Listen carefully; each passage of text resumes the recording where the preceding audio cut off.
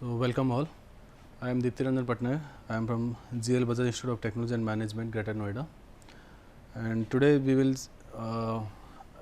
study about the Gram-Schmidt orthogonalization process in digital communication system. Okay.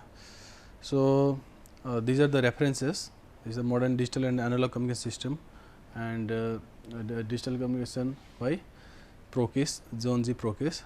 These are the reference books from where we can study these topics. So, first of all, before that Gram-Schmidt orthogonalization process, we have to see that what is the geometric representation of signals, how these signals are coming, and how the signals are transmitting in this in the digital communication system. So, whatever the you can see that whatever these terms are you are watching, these all are in terms of mathematics. Okay. So, we are always watching this as a n dimensional space. Okay. So, how this these so many bits are represented in the n dimensional space or n dimensional vector space, we can see by the use of Gram-Schmidt orthogonalization process. So, in general we know that the basis functions are there. This is, suppose I have two dimension, that is x, let us say this is y.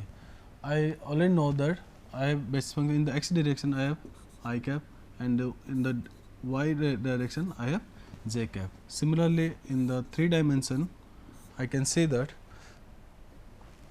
this is the I cap, j cap and k cap. So, these are the normal 2 dimensional, 3 dimensional basis function, but there are in the digital in general in the digital communication there are so many bits are there, so many signals are going. So, n number of signals are there. So, for that I have to represent this in the signal space. Okay. So, how I can represent this signal space, and so that they cannot overlap to each other, or and without any error we can send. So, that is why the Gram-Schmidt orthogonalization process is coming to play. So, we can see that this is the basic digital communication block diagram. This is the first is your message source. So, message source will generate the message signal. Okay. That is the MI, that is MI is nothing but 0 to m minus 1 number of message signals. So, one message is TMS, that is T1s, T2s, T3s, that is a delay means your m is nothing but your message points. Now, it is encoded with a vector, that is vector encoder. So, now this MI is encoded by a vector, it is represented by a SI equal to SI1, SI2 up to SIN. So, here you can see that I means here I lies between 0 to m minus 1. So, for SI, that is SI1, SI2 and SIN. Now, after vector encoder, the output of the vector encoder will pass through the modulator, and this modulator will give the SI in terms of time. Okay. So, in the function of time it will provide same SI in terms in the function of time. Now, this SIT is passing through the channel, that is your AWGN, that is additive wide Gaussian noise channel. So, this is the channel, this is the your noise. Okay. Now, what will happen, your output is your R, it is represented by R. This R equal to your how much, this is a input signal SIT and the noise N of t, that is your Ri of t in the form of vector. Now, at the demodulation, this RIT, the function time is reduced to simple Ri, that is Ri1, Ri2, that is up to Ri n. Now, at the vector decoder, what will happen? Like this, what will happen? This is the nothing but the whatever the mi is inserted, the mi cap, that is equivalent to mi due to the channel, due to the propagation is not exactly equal to input mi, but it is mi cap, and this is the input this is received at the messaging. So, decision is minimum the probability of error. So, decision how mi cap is extracted based on the minimum probability of error. Okay. This is the flow diagram of the channel, and this is the representation of the vectorial representation of this message inputs. Now, the message source is nothing but the one message symbol mi. With each time Tm seconds, there are m different symbols. Okay. So, m different symbols and all of them occur equally likely. Okay. So, m number of symbols are there. So, they occur equally. That is why the for each symbol the probability is how much is your 1 by m for each symbol. Okay. Similarly, vector encoder, what is the vector encoder? It maps, okay, it is mapping a symbol to a real valued vector or dimension. Okay. So, here these are the mi, okay, input was your mi, the vector encoder, your vector encoder, it just converts this mi to si, that is nothing but the si1, si2 up to sin, that is real valued vector. Okay. And the n, your n should be less than equal to your n should be less than equal to your m, that is si I is nothing but 1 to m minus 1. Okay. So, 0 to m minus 1, and this is the modulator. Modulator is nothing but mapping a real valued vector, whatever the input to the modulator, this is input to a real valued waveform. Okay. The real valued vector to this is your real valued waveform in an interval 0 to Ts with finite energy. So, Si is converting in terms of a waveform. In terms of waveform means with respect to time. Okay. So, your energy is nothing but the your waveform Si square t dt in the period of 0 to t, that should be less than infinite. Now, channel is your RIT waveform equal to waveform Si of t plus n of t, where n of t is nothing but your additive white Gaussian noise at the channel. Now, before proceeding to the Gram-Schmidt orthonormalization process, we have to know that what is the orthogonal, orthonormal. This is the vector aspect you have already know in the mathematics also. Okay. So, we have to know some definitions. Okay. So, inner product of two real valued signals, that x of t and y of t defined on the interval 0 to t is defined by this is word, this is the inner product, this is the symbol, this is the inner product, that will be equal to integration x of t multiplied by y of t dt in the time interval 0 to t. So, norm, I want to find norm, that is length. Okay. What is the length from the origin of a signal? X of t is defined by x of t equal to, that is the root over of inner product, that is integration 0 to t x of t y t dt to the power half, that is nothing but this I know this one is your energy,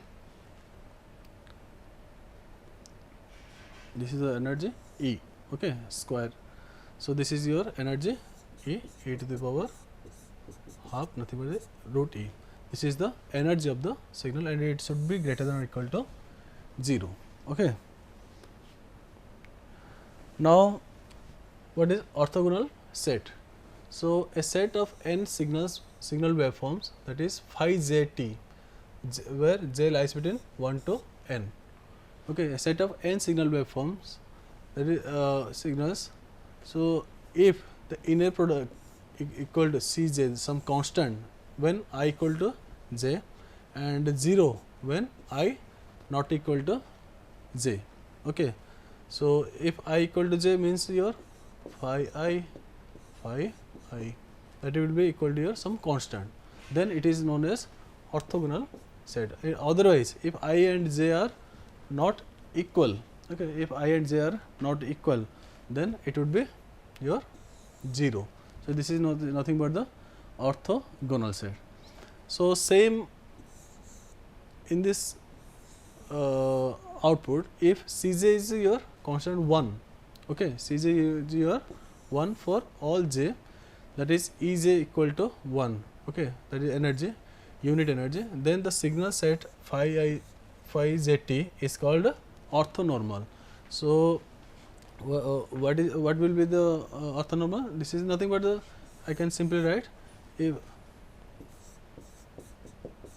phi it and phi j t equal to Cj, instead of Cj some constant, that is 1 unit energy, okay, if 1 when I equal to j and 0 when I not equal to j, then in that case we can say that the signal set, that is your phi j t, is your orthonormal, that is your 0 to t same, that is 0 to t, that we have already defined the inner product definition, that is 0 to t phi it phi j t dt equal to 1 if I equal to j, 0 if I not equal to j. Okay. So, in this slide we have seen that orthogonal and orthonormal. So, we can say in extent, any signal SIT in a set of m energy signals, that is SIT in the set of m energy signals, can be represented by linear combination of set of n orthonormal functions. Okay. So, SIT can be represented by the use of linear combination of set of n orthonormal functions. Okay. Orthonormal function, that is phi j t. So, SIT can be represented in terms of by the help of phi j t, where n equal less than your m. Now, how we can represent SIT? SIT equal to nothing but j equal to 1 to n summation j equal to 1 to n Sij phi j t. I can represent this Sij multiplied by phi j t from that is j equal to 1 to n and I equal to nothing but your 1 to m and t lies between 0 to t, where Sij, what is Sij? Sij is nothing but your SIT multiplied by phi j t, that I Si, this j, that is phi j t. So, this is your 0 to t SIT phi j t your dt. Before that it was if that is SIT it would be integration 0 to t SIT square dt. Now, but here you have different format. So, SIT multiplied phi j t dt over the integration 0 to t. So, what it gives actually? It gives the projection of SIT. Okay, it gives the projection Si of t on the phi j t. So, signals are there. This is a phi 1 t. This is the basis vector. This is the phi 2 t. This is line phi 3 t. So, if I have signal SIT S1 t, let's say. So, how much projection of S1 t in the direction of phi 1 t? How much projection of S1 t in the direction of phi 2 t, or how much projection of S1 t in the direction of phi 3 t? We can see. Okay, this integration symbolizes. Okay, this is it gives Sij. See, this is the it gives Sij, which is the projection of SIT on phi j t. So, the previous equation can be represented in the matrix form as SIT equal to Si1 Si2 up to Sin multiplied by your column vector phi 1 t up to phi n t. Okay. Thus, using the set of the basis functions, each signal SIT maps to a set of n real numbers, which is a n dimensional real valued vector. Okay.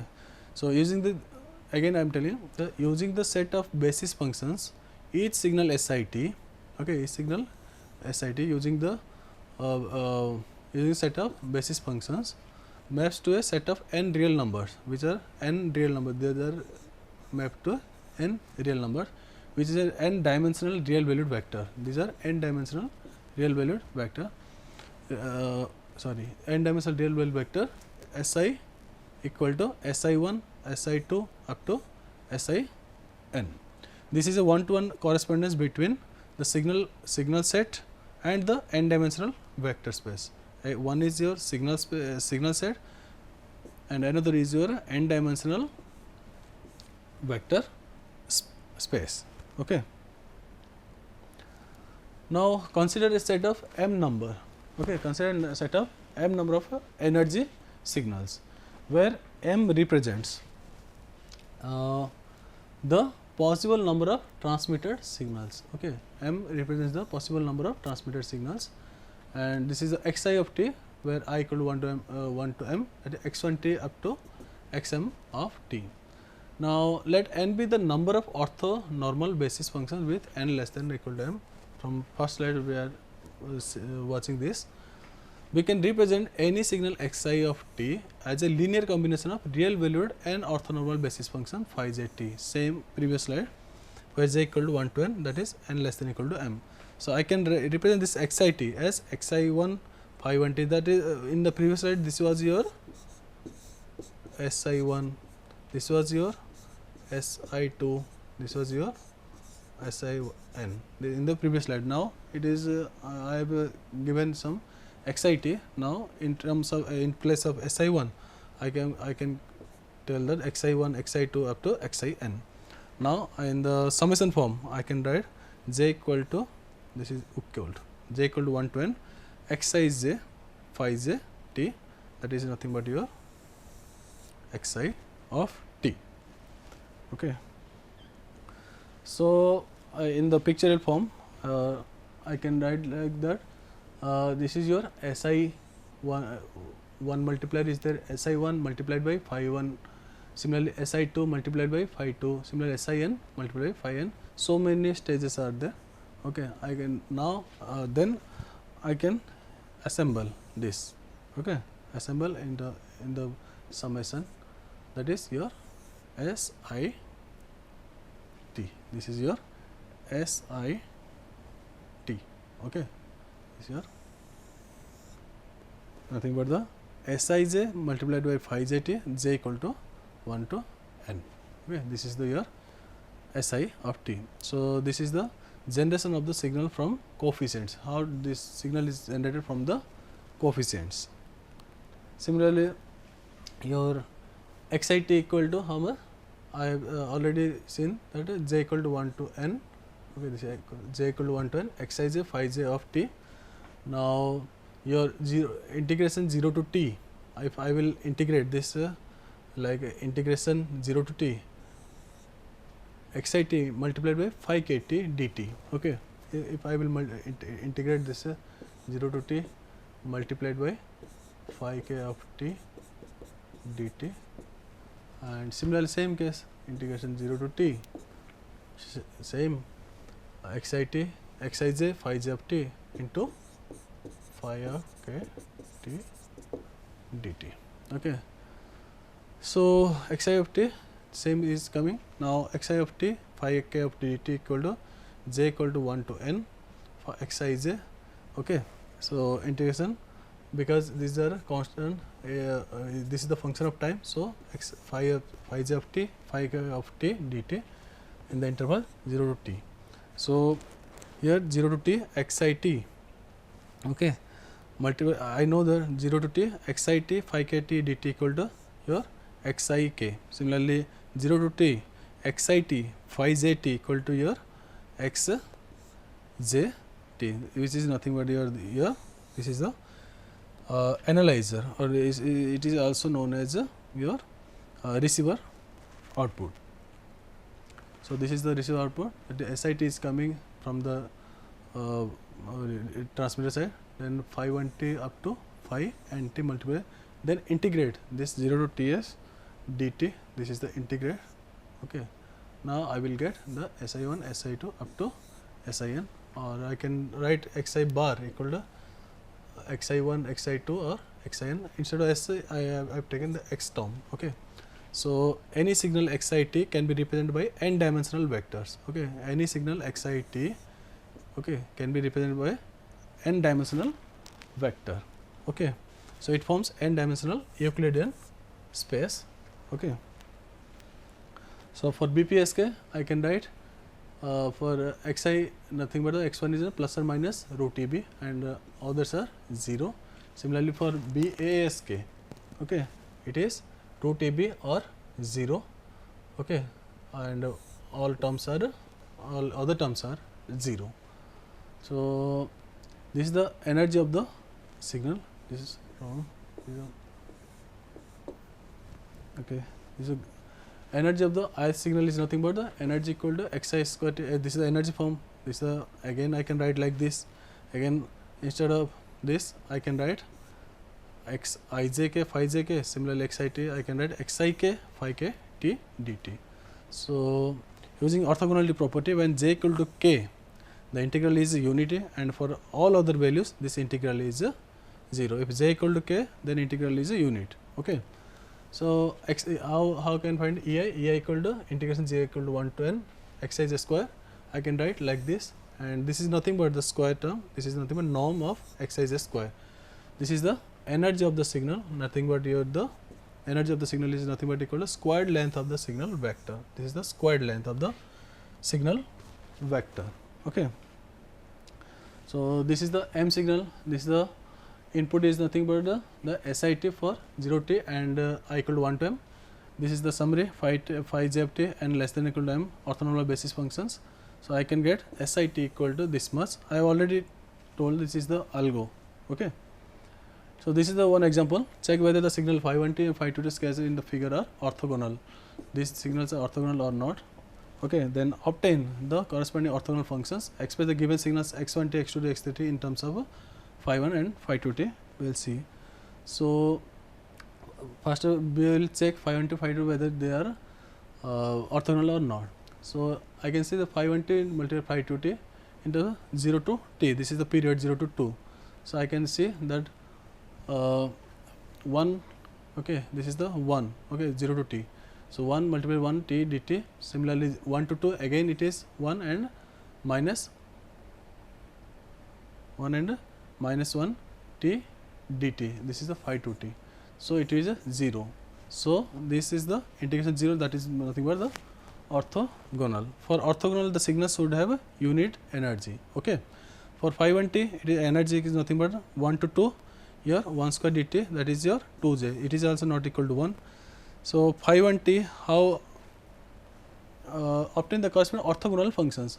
To obtain the orthogonal functions, we have to find out phi 1t equal to phi 1t divided by root E1. So your phi root E1, that is phi 1t, that is divided by that your root E1 is root 2, that is a normalized. Okay. So E2 similarly, E2 I can get E2 as a also 2j is not equal to 1. So phi 2 dash t is nothing but your phi 2t again normalized with root E2, and I will get phi 2 of t. So I can represent this one is phi 1t root 2 because we have 1 just divide root 2. So I will get this one. Similarly divided phi 2 divided by root 2, I will get 1 by root 2 minus 1 by root 2. Last one is your, I have given phi 1 x1t, x2t and x3t in terms, I have to write in terms of phi 1t and phi 2t. So I got the, this is the phi 1t and this is a phi 1t, this is a phi 2t. So I can write this is x1t is how much? This is nothing but a phi 1t plus phi 2t. See, this is 1 plus 1, this is the 2 terms, and this is, if I will, this is 1, this is 1, this one and this one, it will cancel out and it will be 0. Similarly x2t, how I can get? This is a phi 1t minus phi 2t. This is 1 and 1, it is 0, and this would be this much minus this much, it would be, this is 1, this is minus 1. So this would be minus 2. Now for this x theta is how much I will get is a phi 1 t minus, I can represent this phi 2 t minus phi 2 t minus phi 1 phi 2 t minus phi 1 t. Okay, this is 1 minus 1 0, and this is the minus 1 minus 1. This is this will equal to your plus 2. Okay, this is the representation of this type of signal in terms of orthogonalization process, and this is the part of the orthogonalization Gram-Schmidt orthogonalization algorithm, and we will see next class. Okay, thank you.